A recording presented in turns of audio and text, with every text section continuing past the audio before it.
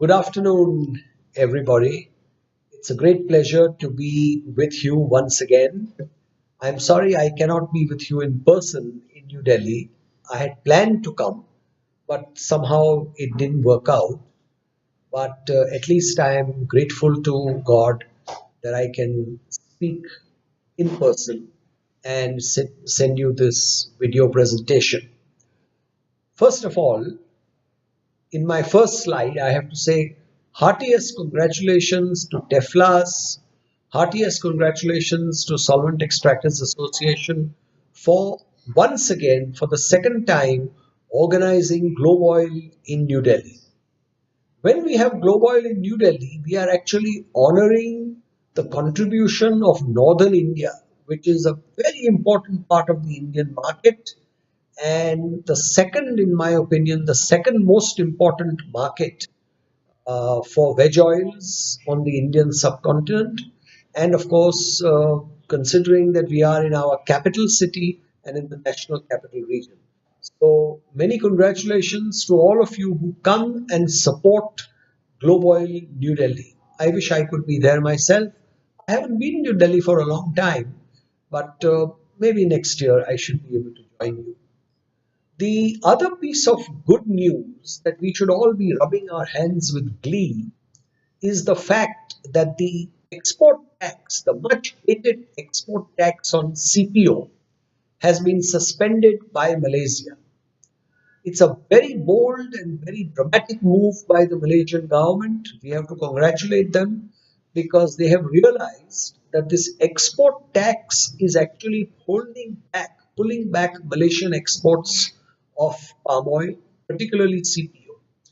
And I hope that this move will reward them handsomely and lead them to a complete change in thinking so that this export tax is never brought back, it is removed forever, and the refining industry of the world is put on a level playing field.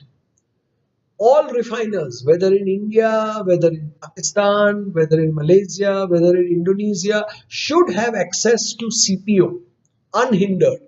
And then let the most efficient, the most prolific survive and prosper. I think Malaysia and Indonesia will both find that abolishing these export taxes which distort trade is a very good move of taking care of the export market. So, congratulations on those scores. Now, before I talk about price outlook, let me take you quickly through the background to what has been happening. If you remember at the Price Outlook conference last year, exactly 11 months ago in Kuala Lumpur, I had forecast that Malaysian palm oil production in 2017 would be between 19.8 and 20 million tons. The final outcome was exactly as we had predicted 11 months ago. But we all like to improve upon what we do. So I revised my forecast three times in the year. And all three times I was wrong. What I had said the first time was correct, and I should have stuck to it. So that was a mistake. And I think all of us forecasters got the production of Malaysia and Indonesia wrong. It shows that the oil palm either does not like forecasters like us or it loves to prove us wrong. So, with that, let us now go to the next point. How did we fare in terms of market forecast of prices? Here again, the most important price determining factor was not the supply of palm oil or the demand for palm oil. The most important factor was China. China increased her appetite for soybean meal and they imported massive amounts of soybeans and they crushed all the soybeans within China. So there was a huge oversupply of soybean oil. And when you had an oversupply of soybean oil, naturally they imported less palm oil. They neglected palm oil and that created a kind of a shadow on the palm oil market. Despite that, Demand for palm oil from all other parts of the world, including India, was buoyant, and we had record exports of palm oil. But because of the absence of China, we did not see the bull market in palm oil prices that many of us had forecast. What are going to be the factors for 2018, as I say in my next slide? I think 2018 palm production will hold the key. The other factor will be the prospects for soybeans in South America in the next 2 months, particularly in Argentina. The prospects for sunflower seed in Ukraine in 2018. The excellent demand for palm oil from the developing world. And to my mind, a critical price making factor will be biofuel demand or energy demand because of the rise in energy prices. My preliminary forecast of palm oil production in 2018, I am now being a little careful and taking into account rainfall and the fact that the palm trees are now well rejuvenated, well rested. I think we may see production of 21 million tons in Malaysia and 38 million tons in Indonesia. So overall, for the oil year 17-18, we will see an increase in palm oil production of 4.5 million tons. The current high production cycle started in September 17. As we all saw, September onwards the production was very strong. And I expect this high production cycle to continue until April of 18. After that, the oil palm tree will take some rest. As you know, after 6-8 months of high production, the tree needs to recoup and rest. And then again, from September 18, we are likely to see a high cycle of production coming through. So that is why I am optimistic of high production both in Malaysia and Indonesia. One other word of production in Indonesia, Kalimantan and Sabah, the two parts of what used to be called Borneo Island, now the world's biggest production space for palm oil. That underperformed in 2017 because of the very dramatic El Nino of 2015. I expect that all the effects of the 2015 drought are now over. The trees are doing well. Everything has been replenished, and we will see very large production from Kalimantan and Sabah in 2018. Now, many of you know that I made a speech in Karachi at the Pakistan Edible Oils Conference only 10 days ago on the 20th of January. And within 10 days, not much changes. So let me first remind you of what I forecast over there, and then let us see if there have been any changes, etc. My outlook was, I said that I forecast a gradual rise in prices from BMD 2,500 ringgit to 2,700 ringgit. Gradual rise. I think Olein will rise from the level of around 670 FOB for AMJ. It can rise by $50 to $720 AMJ. And I think CPO CIF Rotterdam, which is around 680, can rise to about 730, 740, 750 even. Those were my forecasts in Karachi. Now, what has changed since the Karachi conference? One, we are seeing more evidence that production is seasonally declining. You saw the MPOA statistics for 1st January to 20th January production in Malaysia, down by 17%. We now have had a further holiday in Malaysia, and We will have more holidays because of Chinese New Year in February. So we have to bear that in mind. There is also more evidence of strong exports. Production was down 17% in Malaysia, exports were down only 9%, and non bulk exports are likely to have recovered much better. There is also evidence that biodiesel usage is strong. There is evidence that the world economy as a whole, all over Africa, West Asia, Indian subcontinent, economies are growing well. And all of them are growing almost at the same time, which is why stock markets are doing well. And finally, we are seeing the effect of a weak dollar. Weak dollar always means good commodity prices. So these are some of the changes that we have seen, which we must take care of. My next slide is on the swing factor, which is energy. The POGO, or the palm oil gas oil spread, has narrowed down to about $20. What that means is that palm oil can be converted into biodiesel and used for energy, or palm oil can be burnt to produce electricity at an economical price. And of course, it is clean energy or green energy. This has triggered a massive amount of energy demand for oil palm oil, particularly in Europe, where there are incentives for green electricity. This business normally goes unreported, and it will only come to light when the actual shipments take place.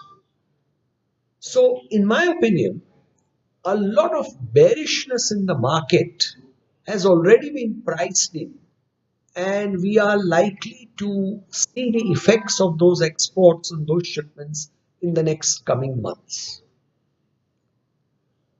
Let me now say a few things about China. I am bullish on China. China is a very disciplined country and it has few or no disturbances. Once a policy is announced, its implementation is almost guaranteed. This is not the case in India, for example. And that is why you see that the Chinese economy has been flourishing and, of course, has a head start over us. The China consumption story is almost incredible. Just see how much their imports of soybeans have taken off and the consumption of soybean meal has expanded. So we must expect some good news from China on the pricing front in terms of bullishness. We must count on China to expand her consumption of oilseeds again in 2018 and to expand some non-food use of vegetable oil also. That means for biodiesel. China's steady growth will expand demand also for metals and commodities. And in my opinion, China could well be the growth engine of the world for 2018. My next slide deals with the question I posed to myself. Will 2018 be the year of commodities? Many economists and famous merchant banks like Goldman Sachs are saying that 2018 will be the year when commodities will shine. Many of them have repeated this forecast recently. To my mind, a softer dollar, low interest rates, steady world growth, these are factors that almost ensure that demand for commodities remains buoyant.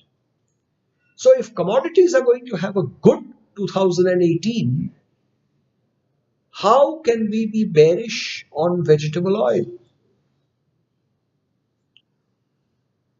There is one other factor that people ignore when they talk very bearishly about veg oil prices, and that is weather.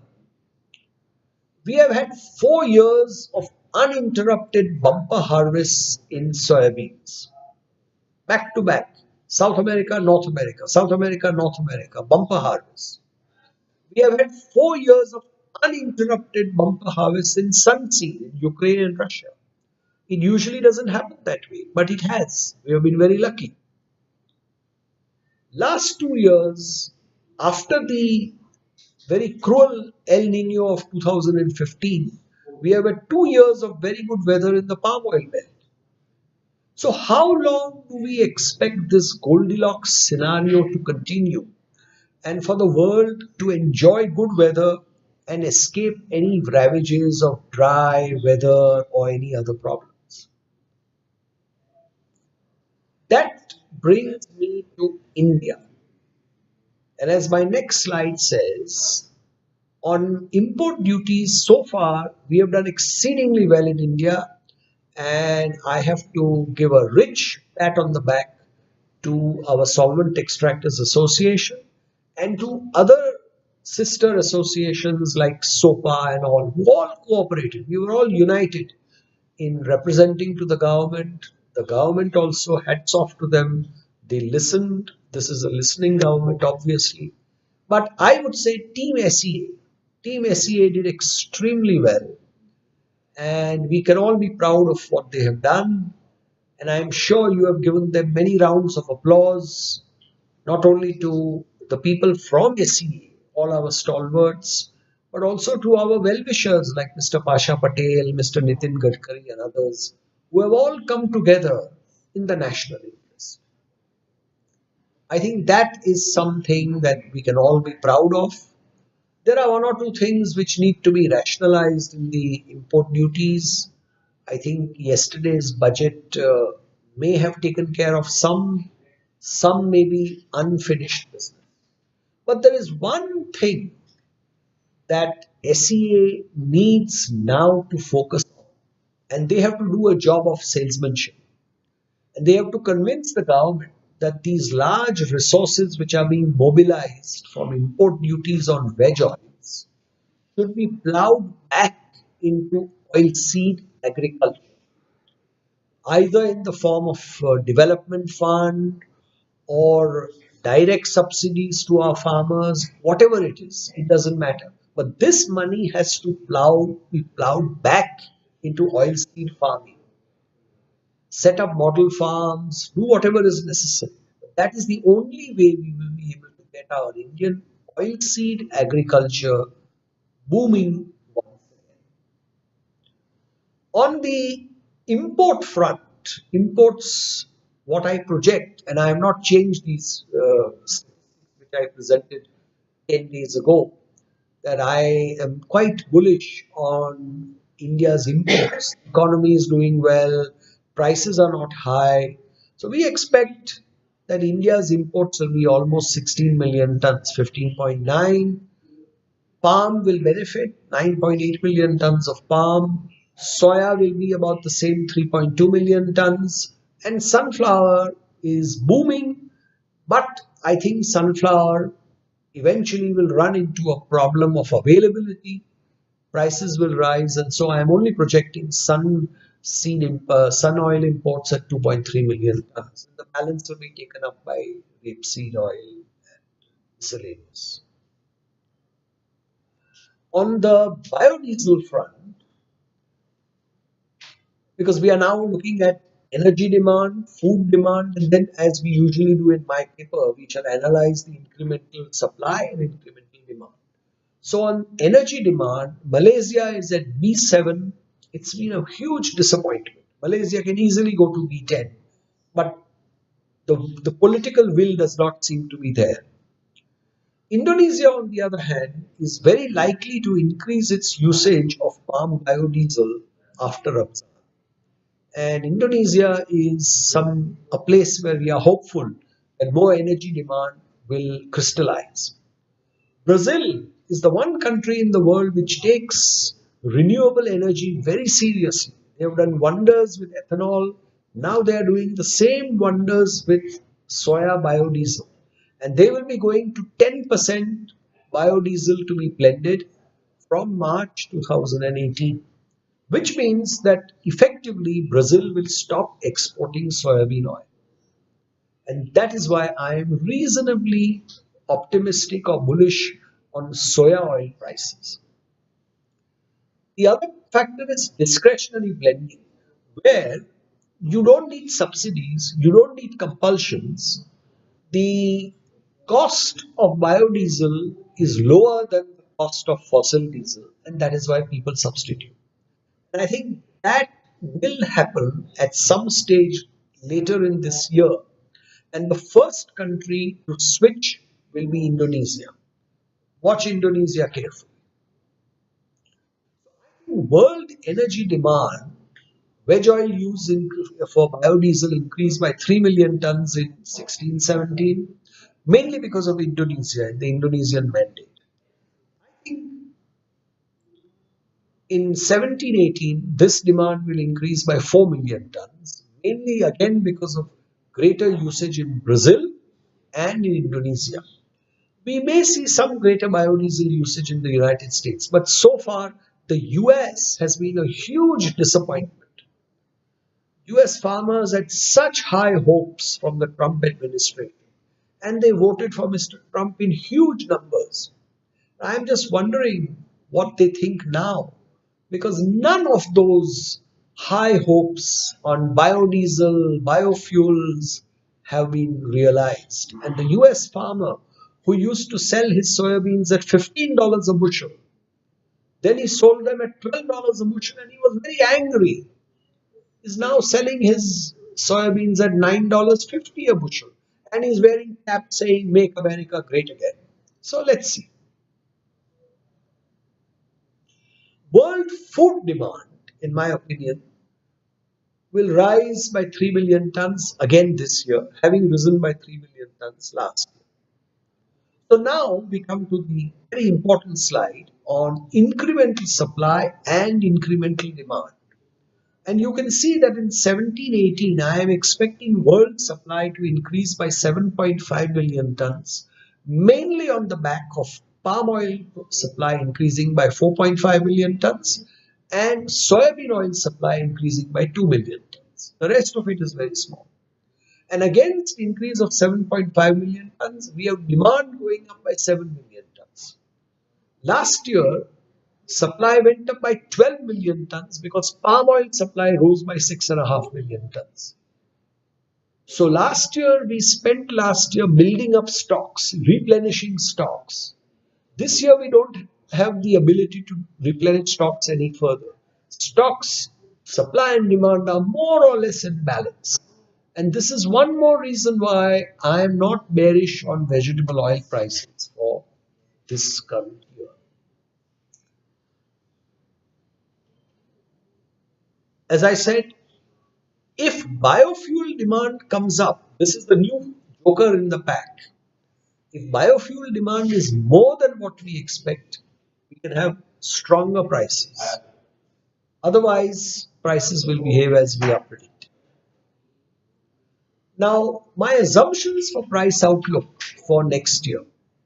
Brent crude will go up from between $60 and $70 a barrel. I think the Fed will tighten very gradually and will raise interest rates. The US dollar will get stronger, particularly against currency of Brazil and Argentina. Both countries, Brazil has an election later this year. Argentina seems to be having problems with its currency. The currency has been slipping. I, however, think that the dollar, which is weakening against most other currencies, will weaken in the first half and will get stronger in the second half. So, based on these assumptions, and I may be wrong on the dollar could continue weakening if you have political problems in the United States. So one cannot be sure. On production, as I said, palm is in the high cycle at the moment and will continue to be good until March. After that, it will gradually, the seasonal factor will kick in, but otherwise it will not expand so much. And the next big push in production will come in September. Palm, in my opinion, looks oversold and demand is at record levels. And for that reason, I am not changing the price forecasts I gave in Karachi 10 days ago. I think those forecasts hold good today. So, I expect CPO CIF Rotterdam to rise from 680 to about 750 by June. I expect RBD palm oil April, May, June, which is the most traded position today. It bottomed out at 630 FOB. It should climb from the current level of 670 to about 720. And soya oil from Argentina should rise again for April, May, June shipment from the current. When I spoke in Karachi, it was around $735 FOB. It's now about 750 FOB. I think it will rise to 775, 780 FOB. So most bullish on soybean oil, reasonably bullish on palm. Malaysia will have general elections in at least by August 2018, probably in April, probably in June. So we must expect the Malaysian government to support palm oil prices. Palm oil, small growers, small holders are a very important political constituency. And when governments find that their survival is at stake, they will find ingenious methods of supporting agriculture. So that is why I feel fairly confident that the BMD futures, no matter how strong the ringgit gets, and the ringgit is very strong now, it has achieved all the forecast that we had made about strengthening. I said 3.9, it's now gone to 3.86. I think BMD will be able to hold 2500 and may even go up to 2700. On other oils, I think sun oil prices are cheap relative to other oils. I think the Ukrainians are in too much of a hurry to sell. At some stage later in 2018, sun oil will go to a premium to soybean. As I said, we have had 4 bumper crops in Russia and Ukraine. This has not happened usually. This winter has been quite dry, so we have to watch and see whether we have a weather problem in this part of the world. That brings me to lauric oils. The demand for CPKO based products is booming, and stocks are only now beginning to get replenished. The production of coconut oil and palm kernel oil in 2018 will be high, but the competition from petrochemicals will not be so great this year because petrochemical prices are also rising. And that is why I expect lauric oil prices to decline, but to decline very gradually, particularly only in the second half of 2018, not before.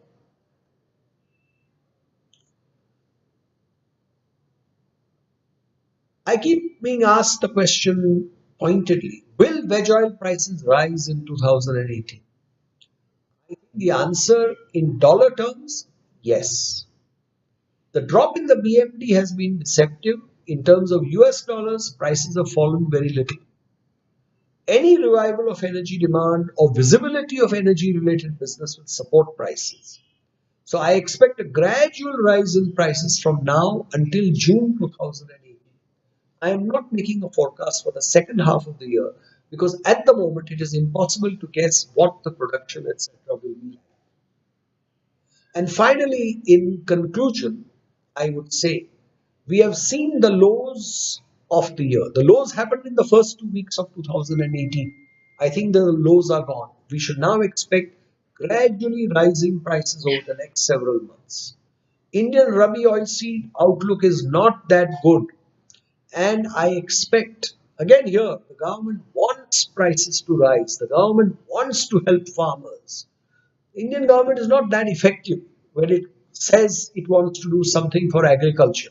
If the Indian government wants to learn a lesson, they should go to Indonesia or Malaysia and see how those governments help their farmers. But with good intentions, I have faith that local Indian prices will also be supported, and that is why we can look forward to good times in this industry. And with those words, once again, heartiest congratulations to all my colleagues and best wishes.